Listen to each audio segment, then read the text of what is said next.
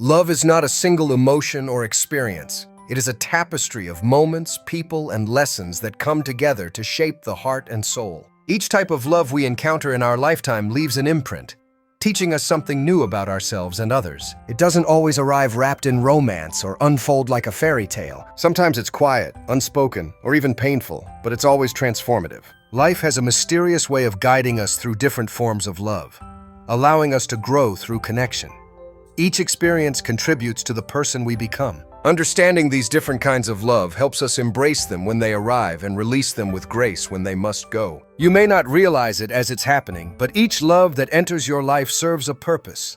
Some to awaken, some to teach, some to heal, and others to stay. Let's journey through the 7 types of love you will likely experience in your lifetime. The first is self-love, the most vital and yet most easily forgotten. It is the foundation for every other kind of love. Without self-love, the heart remains vulnerable to settling for less, accepting mistreatment, or constantly seeking validation from others. This type of love isn't about arrogance or narcissism. It's about truly accepting yourself, flaws and all. It's waking up in the morning and treating yourself with kindness instead of criticism. It's forgiving your past, setting boundaries that protect your peace, and recognizing your inherent worth regardless of external accomplishments.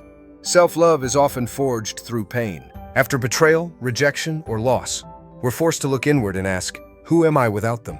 In answering that question, we begin to rebuild the relationship we have with ourselves. Learning to love yourself is an ongoing process, a commitment to speak gently to your inner child, to nurture your dreams, and to stand up for yourself when no one else does.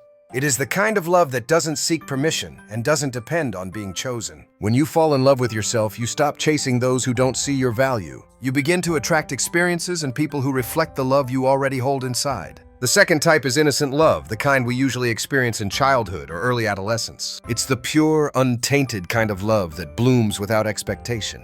This might be your first crush, your childhood sweetheart, or a best friend you thought you'd grow old with. Innocent love isn't burdened by past heartbreaks or fears. It feels light, playful, and magical. You remember the butterflies, the nervous glances, and the way time seemed to freeze in their presence. This type of love is often idealized in movies and songs, but in reality, it's more about emotional discovery than lasting connection. It teaches us about vulnerability, longing, and hope. Even if it doesn't last, it leaves behind a tender memory, a reminder that we're capable of feeling deeply. Sometimes we chase after this kind of love in adulthood, longing for its simplicity and purity. But innocent love cannot be recreated. It belongs to a specific time and version of ourselves. Instead, it remains a beautiful echo from the past, showing us that our hearts have always been open to love, even before we understood its complexities. The third type is passionate love, the one that sweeps you off your feet and consumes your world. This kind of love is intense, magnetic, and often chaotic. It feels like fire, hot, unpredictable, and impossible to ignore. You're drawn to this person in a way that defies logic. Your thoughts revolve around them.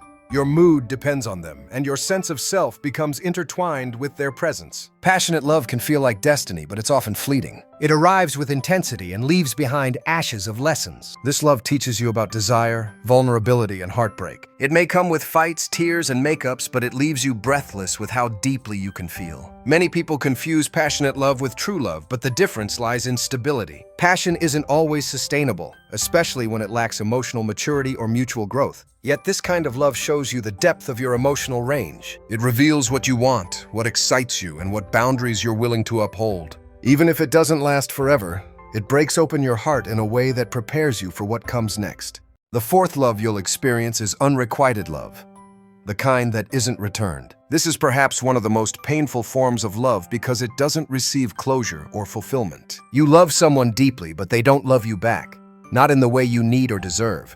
They might care, but not enough. They might stay close, but never truly choose you. You wait, hoping they'll see your worth, change their mind, or return the feelings, but they don't. And slowly, the realization sinks in that love, no matter how strong, cannot thrive alone.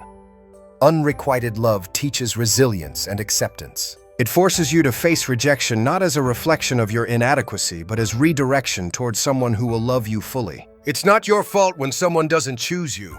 Love must be mutual to grow. Clinging to unrequited love prevents you from opening up to those who would never hesitate to embrace you.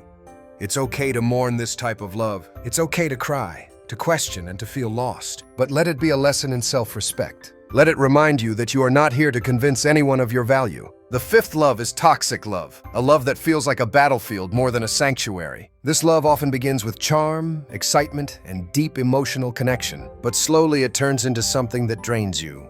You find yourself walking on eggshells, sacrificing your peace, and losing your identity to maintain the relationship. Toxic love is addictive because it comes with high highs and low lows. The moments of tenderness trick you into staying, while the pain keeps growing. You justify their behavior, make excuses, and blame yourself for their mistreatment. It's a cycle that keeps repeating until something within you breaks. This love teaches you about boundaries, self-worth, and the importance of emotional safety. It forces you to confront your wounds, why you stayed, what you believed about yourself, and how your past influenced your choices. Leaving toxic love is one of the bravest things you can do. It's reclaiming your power, your voice, and your right to peace.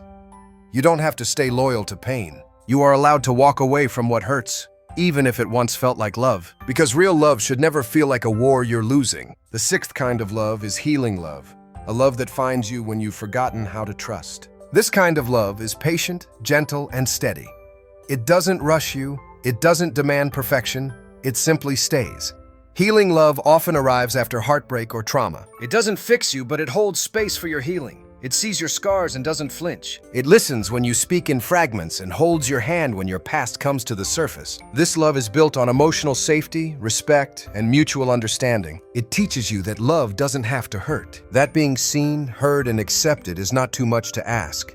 Healing love allows you to rest. It allows you to breathe. It doesn't trigger your wounds. It helps you understand them. This love isn't always flashy or dramatic, but it is real. It grows slowly, like roots in the ground, and offers the kind of companionship that nurtures the soul. After all the pain, this love reminds you what it feels like to be whole again. It teaches you that love isn't about completing each other, but walking together in freedom and truth. The seventh and most enduring love is unconditional love, a rare and precious gift. This is the kind of love that exists without terms, expectations, or limits. It could be found in a parent's embrace, a lifelong friendship, a soulmate connection, or even in the quiet understanding between you and a pet. Unconditional love isn't blind. It sees you clearly, accepts your flaws, and chooses you anyway. It's the love that shows up on your worst days and celebrates your best. It's the hand that never lets go, the heart that never closes, and the voice that always says, "I'm here." This love is rooted in deep commitment and acceptance. It doesn't mean tolerating abuse or neglect.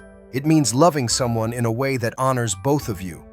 It teaches forgiveness, patience, and resilience. Unconditional love is not found often, but when you experience it, it transforms your understanding of connection. You stop measuring love by how much someone gives and start measuring it by how freely it flows. This kind of love stands the test of time. It may evolve, change form, or even grow from afar, but it never fades. It reminds you of the beauty of simply being loved for who you are. Throughout your life, you may experience these 7 types of love in different forms, with different people, and at different times. Each love will serve a purpose. Some will break you open. Others will build you back up. Some will teach you what to avoid. Others will show you what you truly deserve. None of them are wasted.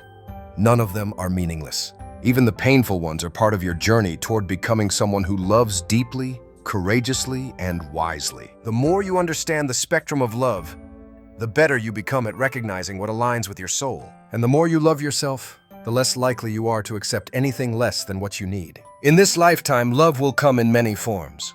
Some will be gentle whispers. Others will be loud awakenings. Some will stay. Others will leave. But all will leave you with something, an imprint, a lesson, a memory, a transformation. Keep your heart open. Learn the lessons. Let go of what hurts. Embrace what heals. Because at the end of the day, love is not just about finding the right person. It's about becoming the version of yourself who can give and receive love in its truest form.